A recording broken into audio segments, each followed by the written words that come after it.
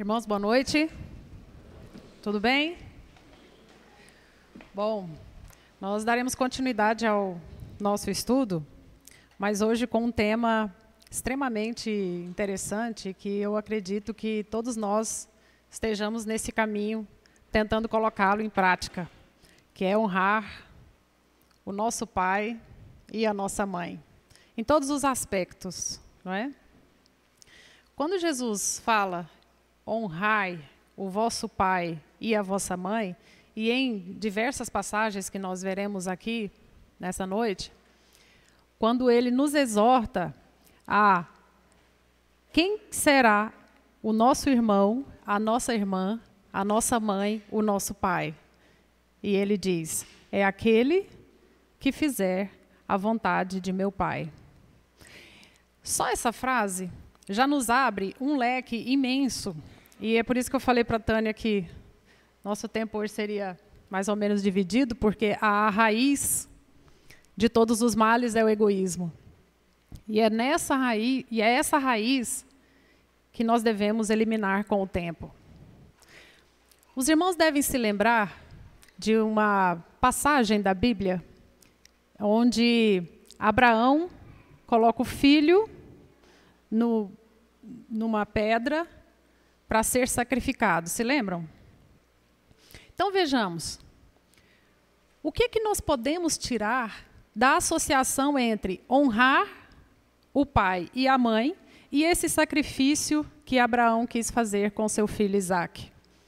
Na verdade, conta a história que Deus falou com ele e que esse sacrifício seria agradável. Mas é óbvio que nós pensamos assim, qual é o pai hoje que colocaria o seu único filho, que Isaque era o único filho, em um local e depois o sacrificaria com a morte do próprio filho? Nenhum. Nenhum pai, nenhuma mãe hoje que se preze faria isso com seu filho, com qualquer um, mesmo que tivesse 10. Mas agora vamos colocar um pouquinho os pés no chão e olhar para o outro lado.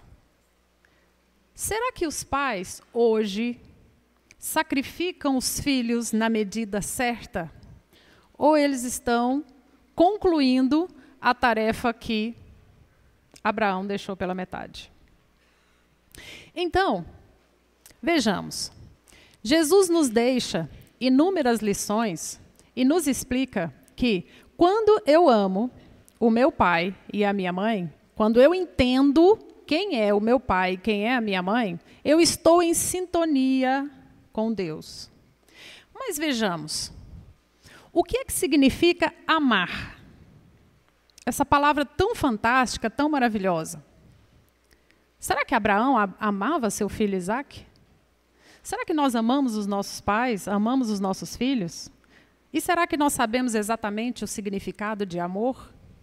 Então vamos entender aqui agora, como pano de fundo, o amor como sendo não somente o oposto do egoísmo, mas a somatória de alguns elementos que contribuem para a nossa evolução. Então, se nós imaginarmos que o amor é mais ou menos como se fosse uma cadeira de 4 pernas, onde nós nos sentamos confortavelmente. A primeira perna seria o respeito. Tudo bem? Respeito.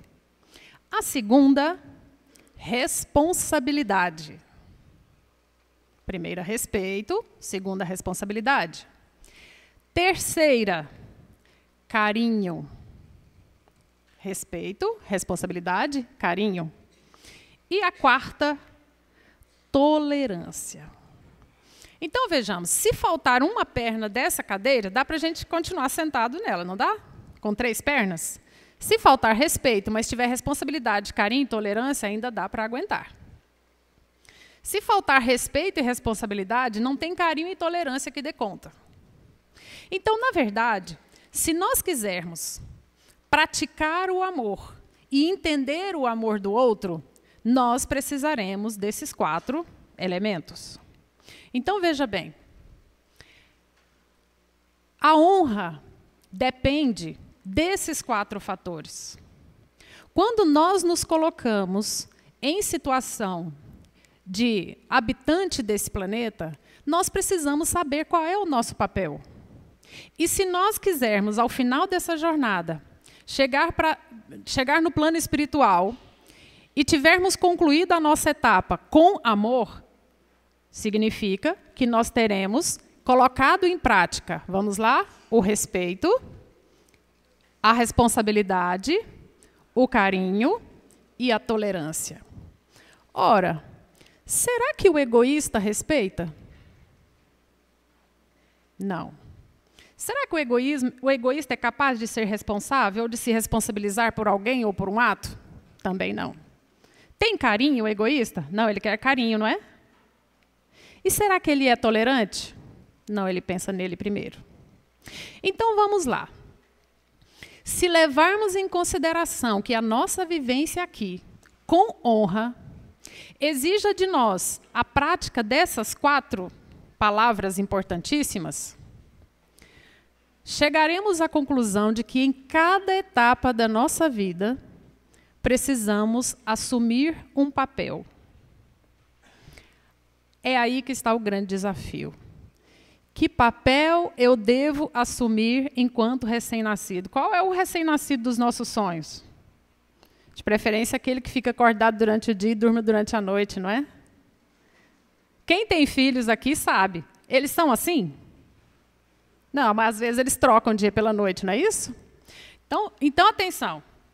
Levando em consideração que nós precisamos aprender a assumir os papéis e honrar esse papel em cada etapa, o recém-nascido ideal, nós esperamos dele que ele suje as fraldas, não é isso? Normal, está perdoado. Agora, um adolescente sujando as fraldas. Já começa a bagunçar, não é isso? Então, veja bem, nós temos aqui, nesse auditório, pessoas de diversas faixas etárias. Então, raciocine. Ser um recém-nascido ideal, ele pode dormir, ele pode acordar a hora que ele quiser, ele pode chorar, ele pode sujar as fraldas, ele pode querer mamar. À medida que ele cresce, os pais esperam que ele assuma determinado papel. Mas o recém-nascido ainda não tem capacidade para exigir que o pai e a mãe assumam os seus papéis. Ora, qual seria o papel do pai nesse processo? Bom, o pai fez a tarefa de casa, sabe? O papel esperado do pai nessa etapa para que essa criança desenvolva uma estrutura psíquica e emocional e física de maneira adequada. Não é o pai que protege, que sustenta a mãe. Bom, se bem que o sustentar hoje já está assim um pouquinho diferente, né? Porque hoje o pai e a mãe trabalham. Felizmente, a gente tem uma legislação que permite à mãe ter uma licença à amamentação, que a gente chama de licença gestante, mas não é licença maternidade, não. É licença para amamentação, não é isso? Quem for da área jurídica aí, confirma comigo ou não. Então, existem papéis essenciais que nós não podemos pular. E o que nos faz deixar de assumir esses papéis é justamente o egoísmo. Porque a partir do momento que eu quero agir somente do jeito que o meu ego quer, eu estou abrindo mão do equilíbrio coletivo em função do equilíbrio exclusivo, do equilíbrio individual. Então, essa criança cresce. E o que a sociedade espera dessa criança é que ela fale, ande, não é isso? Se comunique, aprenda a dizer o que te incomoda. Mesmo a criança que tenha necessidades especiais, se espera um determinado comportamento. Mas também se espera dos pais que esses pais ensinem a falar corretamente. Se um tio ensina a falar um palavrão, já não é o esperado, já não faz parte. A partir do momento que a família acha que a criança de 3 anos ou 2 anos falar um palavrão é bonito, já houve um rompimento da honra, do papel esperado. Pode achar engraçadinho naquela hora, mas depois não. Então, à medida que essa criança cresce e se torna uma criança de 7, 8 anos, nós não esperamos que os pais sirvam de proteção para essa criança, se for uma menina ou um menino? Brincar na rua, tudo bem. Ir para a escola, tudo bem. Ir ao parque, tudo bem. Mas ficar o dia todo na rua, ou assistir televisão, ótimo. Mas ficar o dia todo assistindo televisão, ou até de madrugada, já não é o esperado. Então, às vezes, a questão da honra, de estar entre aqueles que fazem a vontade do Pai, é justamente estar dentro dos padrões esperados. E ter uma lucidez o bastante, e às vezes isso é difícil, ter uma lucidez o bastante para saber até em que ponto eu estou indo além e até em que ponto eu estou falhando. E são essas pequenas falhas, inclusive uma psicóloga que lida com adoções, ela disse o seguinte: quem não soube ser filho, não saberá ser pai. Porque se aquela pessoa não teve o carinho de um pai, o carinho de uma mãe, e não estudou para isso, não pesquisou e não fez um levantamento para saber o que é um pai e o que é uma mãe, não vai ter problema nenhum. Então, uma criança que foi deixada na rua, uma menina, por exemplo, se engravidar, qual a probabilidade dela deixar esse filho na rua novamente? Grande. Então, é aí que nós entramos. Se nós nos sentimos bem com as pessoas que convivem conosco, como, por exemplo, a gente vem aqui na Casa Espírita e se sente à vontade. Nossa, é tão bom quando eu vou lá, eu fico com as pessoas, eu trabalho, todos me compreendem, mas quando eu chego em casa é só aborrecimento. Ou então no ambiente de trabalho, mas é tão bom quando eu estou no trabalho, quando eu chego em casa é canseira. Será que isso não está ligado ao fato das pessoas que estão ali junto comigo pensarem exatamente da maneira como eu penso? Mas quando nós chegarmos do lado de lá, a forma que teremos que desenvolver será a nossa capacidade de abrir mão do nosso egoísmo em função da coletividade. E é aí que eu falo novamente da questão do papel que nós temos que assumir. Uma vez um discípulo perguntou ao mestre Ramesh: mestre, por que existem pessoas que sofrem tanto e outras não sofrem tanto assim? Aí ele respondeu: vou te contar uma história. Um homem muito generoso, correto, né, humano, caridoso, desencarnou e foi para o céu. Chegando lá, não tinha controle de qualidade, né, não tinha esse sistema adequado que tinha hoje de fichamento, e a pessoa lá que foi procurar o nome dele não encontrou. Mexeu lá nas fichas, não encontrou o nome dele. Ele falou: olha, seu lugar não é aqui, seu lugar é lá embaixo, lá no outro lugar. Aí ele: eu não sei como é que é não, mas eu vou lá ver como é que é. Pronto. Aceitou e foi. E chegando lá, porta aberta, fácil, né, de entrar, né? Fácil entrar, difícil sair, né? E chegou lá, né, aquele ambiente tumultuado, né? Open bar, não open bar no sentido negativo, né? Já as pessoas com cirrose, né? Então, senão tem gente que vai querer ir para lá, isso não é certo, né? Então, assim, sofrimento, um umbral mesmo bem disfarçado. E ele olhou assim e falou: já que disseram que eu tenho que vir para cá, então cá estou. E começou a observar as pessoas, não é?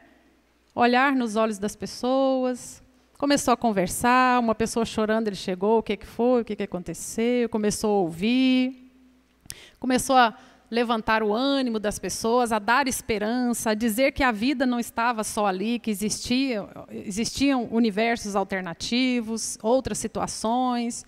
E em pouco tempo, estava um ambiente harmônico, não é? Em vez dele se queixar: o que eu vim fazer aqui, que lugar horrível, não sei o que eu estou fazendo aqui, né? Pronto.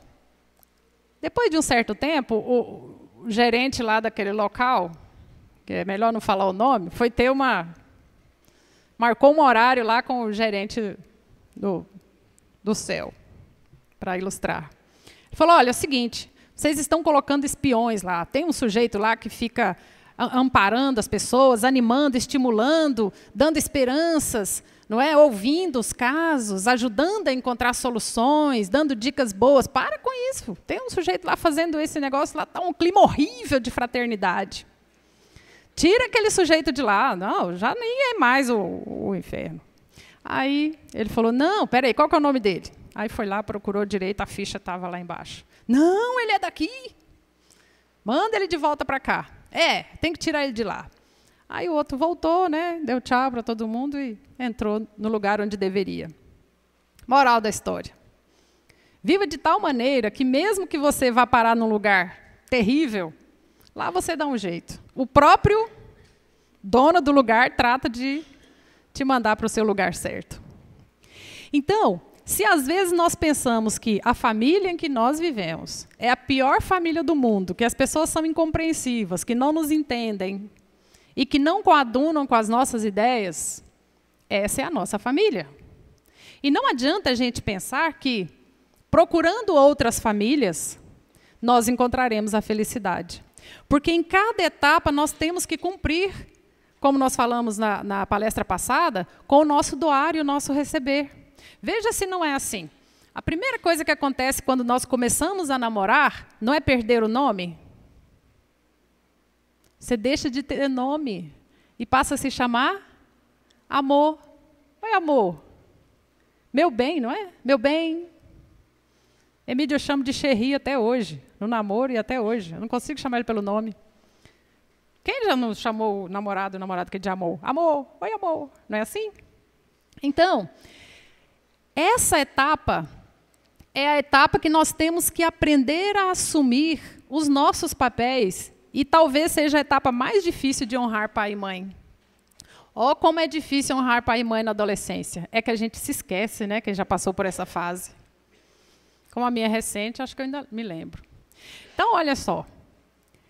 Nós passamos a desacreditar de tudo que os nossos pais falam. Porque a geração deles é uma geração ultrapassada. Mas espera aí, essa geração aqui da minha faixa etária não é a geração pós-década de 60? Né? Que revolucionou? Então, não somos ultrapassados, não. Mas parece que a geração anterior é sempre ultrapassada. Então, nesse momento, se nós aprendermos, se os adolescentes, os jovens, aprenderem a assumir os seus papéis junto aos seus pais e fazerem papéis de filhos. Porque se o pai não faz o papel de pai, quer ser amiguinho, igual ao filho, isso não vai dar certo. Se o filho quiser bater de frente de igual para igual com o pai, também não vai dar certo. Então, o pai precisa fazer o papel de pai, a mãe fazer o papel de mãe e os filhos fazerem os papéis de filhos. Os avós também, quem mais estiver por ali. Como é difícil a gente saber o limite onde é a minha vontade, o meu egoísmo, o meu anseio, a minha necessidade de franqueza e o papel que eu preciso assumir. São coisas que nós precisamos aprender. Mas isso não está escrito em livros.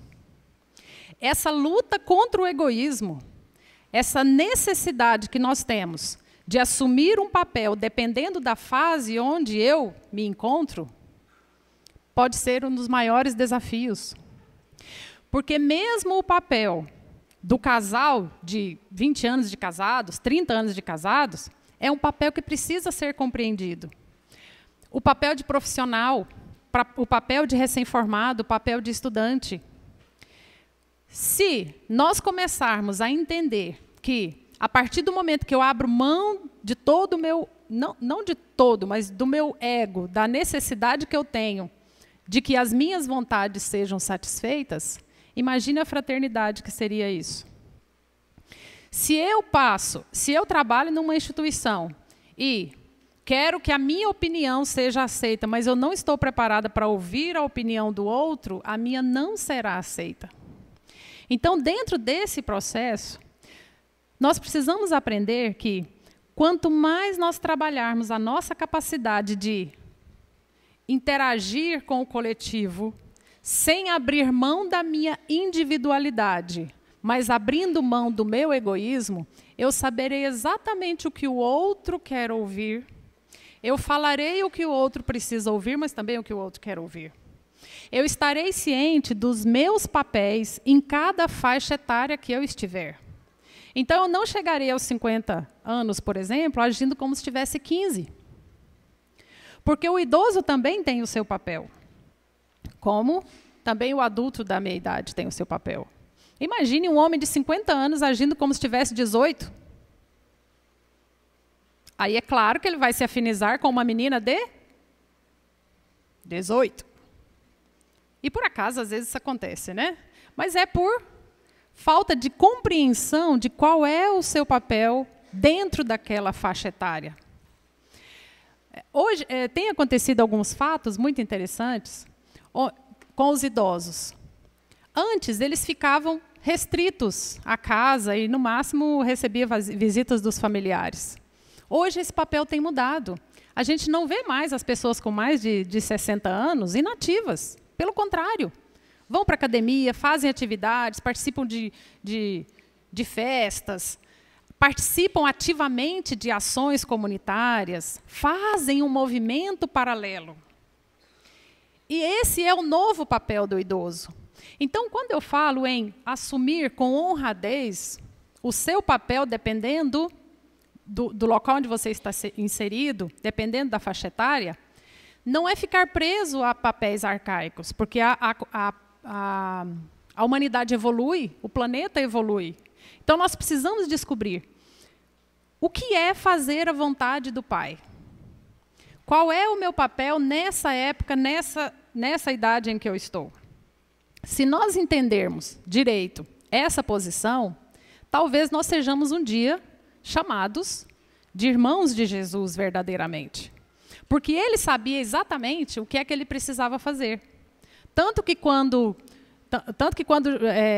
Pedro disse, não, Senhor, o Senhor não será pego, não será morto, não. O que Jesus falou? Afasta-te de mim.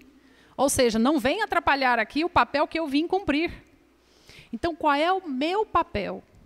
Como eu posso honrar o meu pai e a minha mãe, e principalmente honrar o meu pai? Porque a minha mãe, nessa encarnação, é a própria natureza. É ela que nos dá a sustentação. No Rio, esses dias, estava se discutindo a questão da sustentabilidade. Será que o papel que eu assumo hoje é sustentável ou ele é apenas superficial? Será que eu posso colocar qualquer tipo de imagem minha na internet? Será que eu posso continuar consumista como eu tenho sido?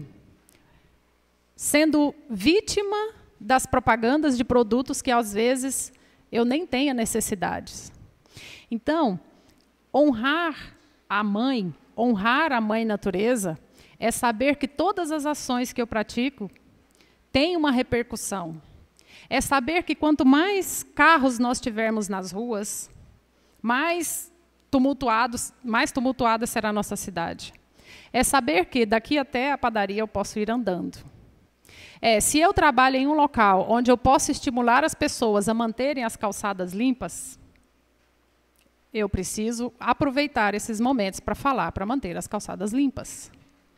Se, de alguma forma, eu posso separar o lixo da minha casa, por que eu não faço isso? É meu papel, enquanto membro da coletividade, saber separar o lixo? Quer dizer, coisas simples que a gente aprende na escola e que é como se fosse algo externo a nós. Se eu sei que bebida alcoólica, cigarro, excesso de automedicação prejudica o meu organismo, eu não estou cumprindo o meu papel se eu praticar isso. Então, dentro dessa questão é que provavelmente os espíritos responderam para Kardec. Tem muita gente que, sim, que consegue eliminar o egoísmo. Onde tem um, deve ter 10. E se naquela época tinha esse tanto, imagine quantos nós temos. Onde eles estão? Às vezes eles estão bem pertinho de nós, e a gente olha e fala assim, isso aí não é assim não, isso é hipocrisia. Pode não ser. Mas pode ser também o meio termo. Eu tento agir assim, para que um dia eu seja assim, sem forçar. Então, eu falo para o meu esposo, eu te amo, e às vezes posso falar, uma frase que tem numa música, agora não me lembro o autor, fala assim, eu estava errado e você não tem que me perdoar. Porque a partir do momento que eu erro e fico cobrando do outro o tempo todo o perdão para que o outro me perdoe, fica parecendo que eu estou transferindo a minha culpa para ele. Porque se ele não me perdoar, o mal é ele. Então, eu errei, o outro não precisa me perdoar. Eu que tenho que mudar de comportamento para não cometer mais a mesma falha. E não ficar cobrando do outro, transferindo a minha responsabilidade. O outro me perdoar é uma situação dele. Né? Uma situação dele com ele, e não comigo. Então, dentro desse raciocínio, fica fácil honrar pai e mãe. Fica fácil manter uma honra se nós identificarmos em que lugar nós estamos. Estamos em um país com essas características, que não quer mais passar vergonha. Estamos em um país que quer ser sério, que quer colocar para fora, que quer expor, que não tem mais vergonha de expor as suas falhas, mas que também se esforça por dizer que está promovendo reformas. Então, vamos entrar nessa onda de honradez, de verdade, de transparência, de saúde, de equilíbrio e de capacidade de honrar pai e mãe na verdadeira acepção da palavra, ou seja, amar o próximo como a si mesmo. Muita paz e que Jesus nos abençoe.